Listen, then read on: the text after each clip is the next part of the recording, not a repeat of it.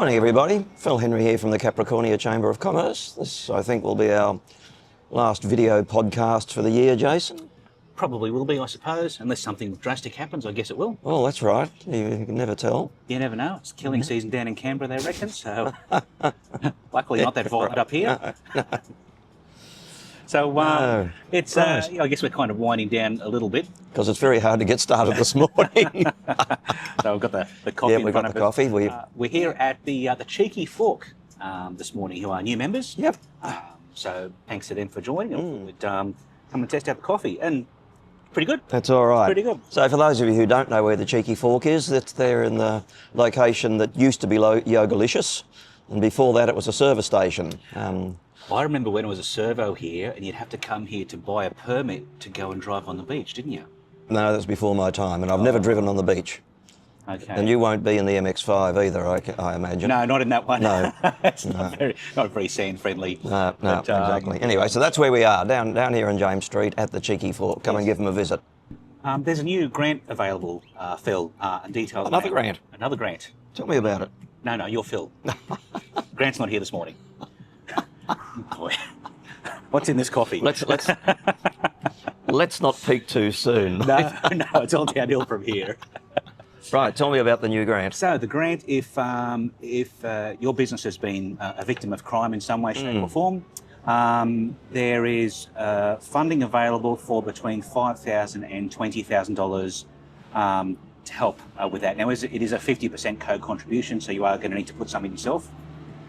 But if you're looking to, upgrade security or deal with things pertaining to that crime, then there's grants or a grant available to help you out with that. No, and we know that's needed. I've got very many friends down here whose businesses have been... Yep. We know one member in particular has already applied for it. Yep. So details of that are on our website. But if you've been, a victim of crime, or specifically if your business has been a victim of crime, then that might be one for you. And also, we routinely provide support letters for people applying for grants. That's so right. as the chamber. That's right. That's one of the membership benefits for silver or gold members. Yep. Yep. Or bronze? Do they get? I can't remember now. Anyway, details will be on the website. Exactly right. Yeah. No, but we will provide support.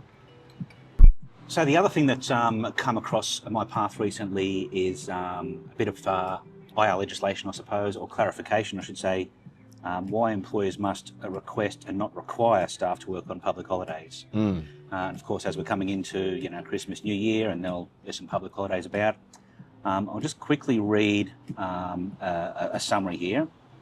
What employers must do: they should make genuine requests, not directives, provide clear notice and explain operational needs, consider personal circumstances when assessing refusals, update contracts and policies to reflect employees' rights to decline, and keep records of all requests and responses. Now that's a very high-level summary. Details on our website with links to further information if you want to take advantage of that. But if you are going to be open on public holidays and having staff working on those days, just make sure you familiarise yourself with that sooner rather than later. Yeah. It sounds like yet more imposition on small business and everything, but really if you're running a top flight business, these are systems that you would normally have in place anyway without having to be reminded by us. We're more than happy to be here and remind you, because you will save yourself a lot of trouble. In the meantime, we still want to hear from you about legislation, regulation that does impact how your business works. Absolutely. But this is just looking after your staff, and here's probably a thought, Jason. If you're looking after your staff, they'll look after you. Well, I guess that's my thought. Like on the one hand, yes, it's a piece of legislation you need to comply with, but this is about treating your staff like humans. Who'd have thought? If you look after your people, then they're going to look after you. If you treat them like garbage, then off they go. So, and I guess also this time of year, this is when you're more than likely to be looking for some trainees or whatever to take on, school kids, to come and work for you through the extra load of the Chrissy season. Yep. So this is a good introduction for you to that sort of employee, and for them to meet the employers of choice. 100%. Yep. We've got this nailed. Because recruitment is hard enough as it is. It is, yeah. Let's not make too much light of it. And but if you've got good staff, let's try and retain them. Exactly right. Interestingly, I'm going to segue a little bit there off script, as if we had a script, haha. I was talking with a member recently, and they were looking for, I guess, some training or professional development or workshop on dealing with staff retention, those sorts of things. And I have put the feelers out as well. If that's something you'd be keen to attend a workshop on next year, reach out and let me know. Because if we've got reasonable interest, then we'll definitely look to get an expert in and run something useful on that topic. Yeah, no, exactly. We are getting back into those sorts of sessions that we used to run all the time before COVID came along and wrecked everything, about providing, doing workshops for you to get this sort of information out, give you a bit of an opportunity to talk to experts on any particular subject to do with running business. So we'll be doing a few more of those next year. 100%. Yep. And that's a message to you, Tanya, to get organising. I wonder if she watches. We won't tell her, we'll just see if the phone rings. That's right, yeah. Wait until her friends tell her. So, Jason, there's something else going on down here in Livingstone Shire. There's always something going on. There's always something going on. Look at it.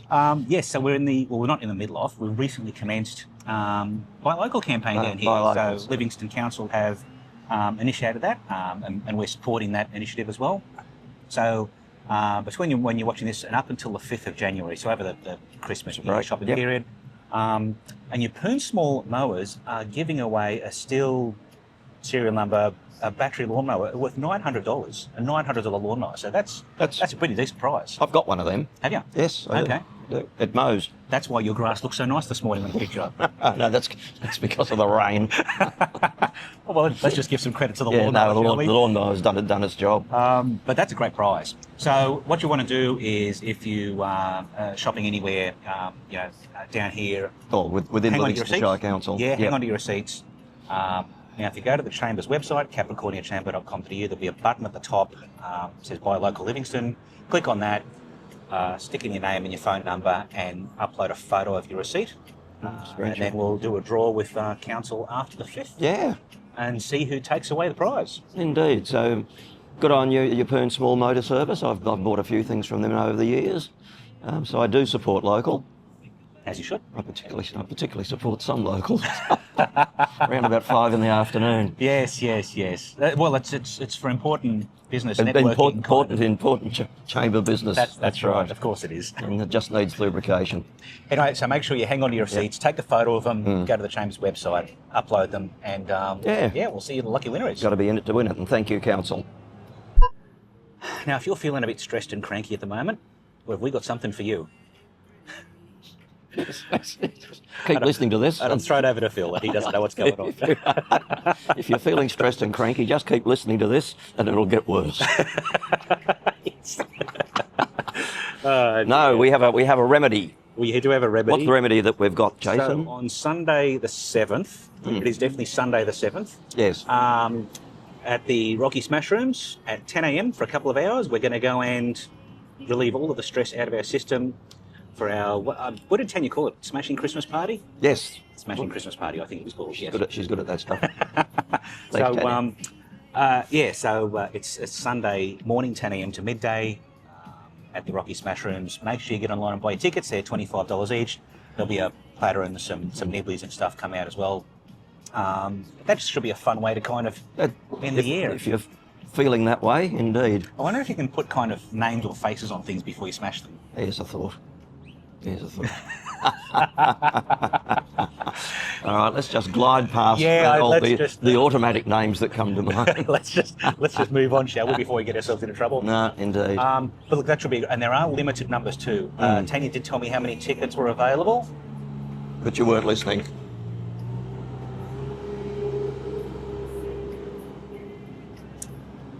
Okay. What time? Missed a piece of earth-moving equipment has gone by. I think numbers are limited to about 20 people. 20, something like that. So, and what time is it, Jason? 10 a.m. 10 a.m. Right. And thank you. I sent the email out yesterday. It said Saturday the 7th, and a few people replied and said, "Hang on, that's a Sunday, not a Saturday." No such thing. Which is kind of encouraging that I know people actually read the email. Indeed. That was a test to see who was paying attention.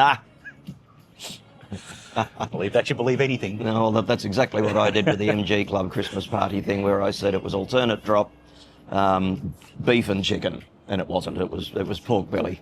Even though I was here at Cheeky Fork, who were doing your catering, who were doing the catering, and we agreed on pork belly. And yeah, no, in one brain cell, out the other, and that assumes I have two. That assumes you have two. Yes. Right. So Sunday the 7th. Back on top. Get online and buy the tickets. Yep. Terrific. Look forward to having a smashing good time. Well, Jason, I think that's all the news that we've got for the moment, and we'll wish everybody a Merry Christmas and a Happy New Year. And I think just reflecting on this recording we've made this morning, I think we've smashed it out of the park. I should have seen that coming, but I didn't. Thanks, everybody, for your support throughout 2025. Make sure you rest up if you can, recharge, get ready for 2026. We'll see you next year. Indeed. See you then.